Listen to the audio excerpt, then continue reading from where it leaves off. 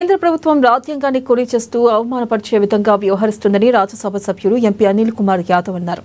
Sanath Nagar incharge కోట నీలిమ ఆధ్వర్యంలో బేగంపేట నుంచి పైగా ప్యాలెస్ వరకు జై బాపు జై భీమ్ సంవిధాన్ ర్యాలీ నిర్వహించారు. ఇక రాజ్యాంగాన్ని పరిరక్షించాలని కోరుతూ కాంగ్రెస్ నాయకులు ర్యాలీ నిర్వహించారు.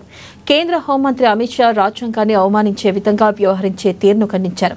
ప్రపంచంలోనే భారతదేశానికి గొప్ప సంపదగా ఉన్న రాజ్యాంగాన్ని మార్చేందుకు ప్రయత్నాలు జరుగుతున్నాయని ఆరోపించారు.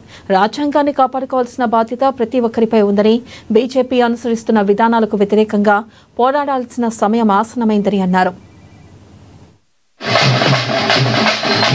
జై బాపు జై భీమ్ జై సంవిధాన్ అనే ఒక కార్యక్రమం ఈరోజు మహాత్మా గాంధీ గారి సిద్ధాంతాలు, అదేవిధంగా బాబాసాహెబ్ అంబేద్కర్ మనకిచ్చిన రాజ్యాంగం, మరి రాజ్యాంగంలో మనకిచ్చిన హక్కుల గురించి మొత్తం భారతదేశంలో ఉన్న ప్రజలందరికీ కూడా చెప్పాల్సిన బాధ్యత ప్రతి ఒక్క కాంగ్రెస్ పార్టీ కార్యకర్త పైన ఉందని ఈరోజు అదే క్రమంలో సనత్ నగర్ నియోజకవర్గంలో మన సనత్ నగర్ నియోజకవర్గ ఇన్ఛార్జ్ కోట నీలిమ గారి ఆధ్వర్యంలో చాలా పెద్ద ఎత్తున కూడా ఈ రోజు ఈ కార్యక్రమం మేము జరుపుకుంటున్నాము.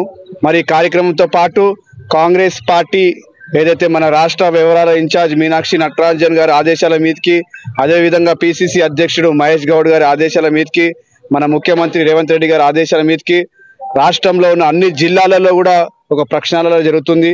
దాంతో పాటు జిల్లా స్థాయి కావచ్చు, అదేవిధంగా డివిజన్ స్థాయి కావచ్చు, బూత్ స్థాయిలో కమిటీస్ ఉన్నాయా లేవా, లేకపోతే ఎంత తొందరగా అయితే అంత త్వరగా కమిటీస్ ని కూడా ఫిల్ చేయడానికి కూడా మాకు అబ్జర్వర్లు వేయడం జరిగింది. ఈరోజు అబ్జర్వర్ గా పెద్దలు మాజీ శాసన సభ్యులు కేఎల్ఆర్ గారు, అదేవిధంగా సిద్ధేశ్వర్ గారు కూడా ఈ కార్యక్రమానికి రావడం జరుగుతుంది. మరి చాలా మంది హైదరాబాద్ అంబర్పేటలో అసిస్టెంట్ లైన్మెన్ యథేచ్ఛగా లంచాలు ఇవ్వాలంటూ